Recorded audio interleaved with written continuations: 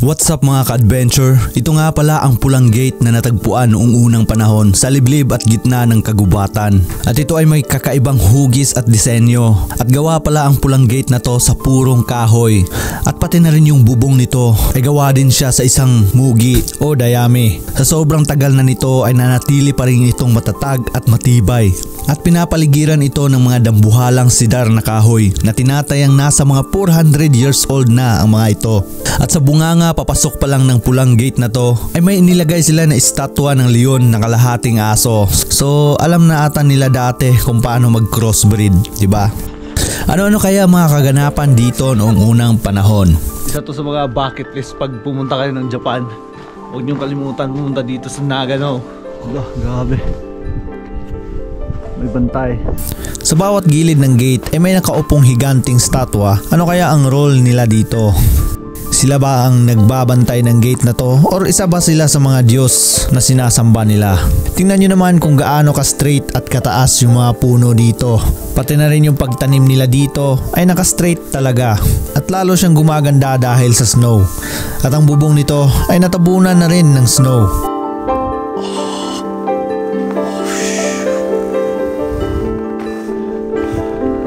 Lalaki ng mga puno.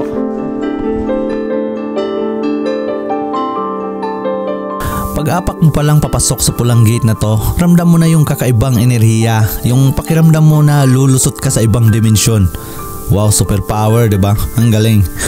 Parang doon ka tatago sa mundo ng mga engkanto kung pangit ka.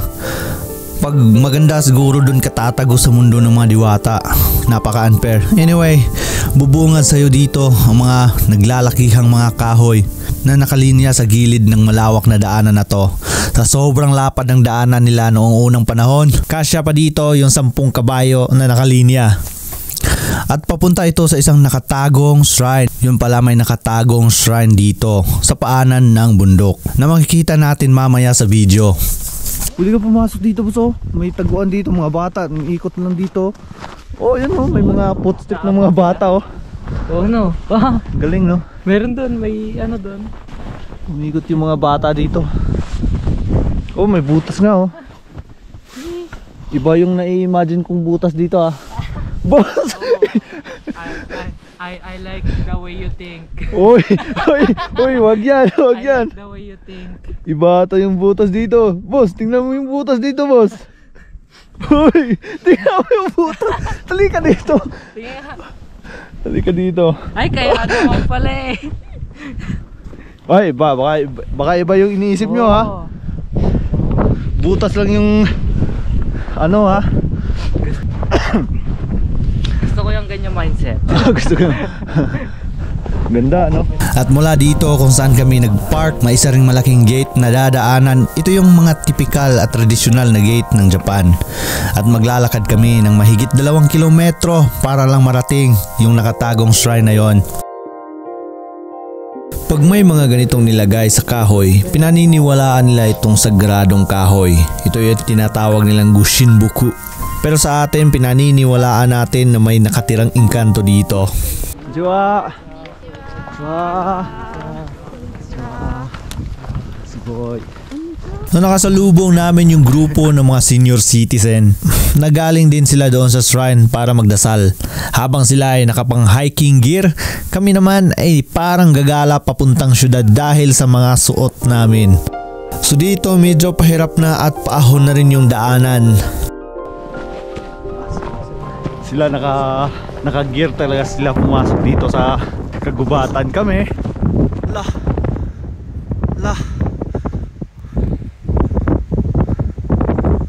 Oh, tigil. Kapal oh. Kasing kapal ng mukha mo. Yun oh. Yun oh. Kasing kapal ng mga. Yun oh. Lo. Ayan, tingnan nyo sila. Naka-gear.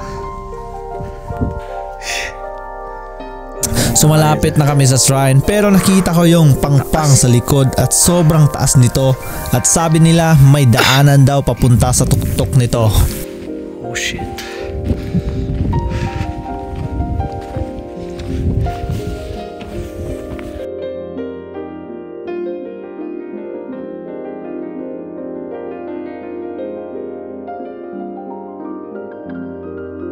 Fast forward at nakarating na tayo sa shrine. Pero minalas lang tayo dahil sarado ito. Tingnan nyo naman, sobrang kapal ng snow na nasa bubong nito. Dito pala sila nagdadasal para sa kanilang mga kahilingan. Kaya lang medyo minalas tayo kasi sarado ang shrine na to. So makikita natin sa labas parang nakadikit lang siya sa bato. At sinasabi nila na sobrang ganda ng nasa loob nito.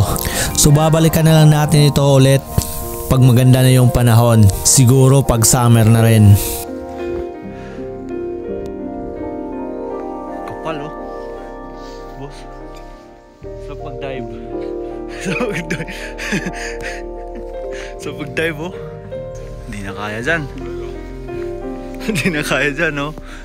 Grabe pala no boss oh. Oh shit.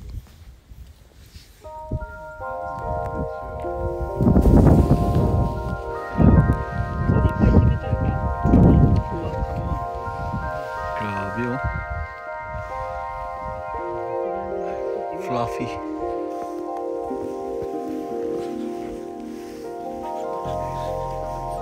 Yun naman. Dito siguro. Pwede na mag-dive. Oh, may ano na. Dito yung pinaka ano, last. Dito na lang tayo sa labas magdasal.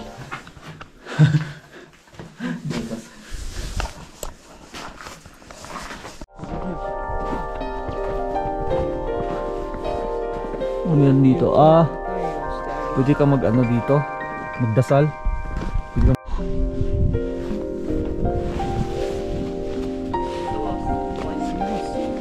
Yung iba nagsosolo talaga para pumunta lang dito kahit matanda na at mahirap ang daanan. Talagang porsigido sila para makarating lang dito at manalangin. Yung iba naman ay may dalang mga aso at sobrang cute ng amo. Ay, ang aso pala.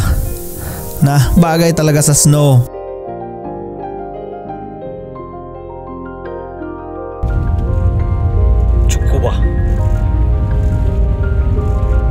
At ito may nasundan kaming sasakyan na para kaming mga bodyguard. Sobrang lakas talaga ng sasakyan na to. Sana magkaroon tayo ng ganito balang araw. Pero bakit balang araw pa eh? Kailangan na natin ngayon. Peace. Nakasabay pa tong sasakyan na to. Kung din dating sasakyan. Mahirap pa yun. Iwan na tayo. Oo, ano, two-wheelers. Ayun. Wheelers, oh. Wheelers drive. Wheelers drive. Convoy yan. Ganda.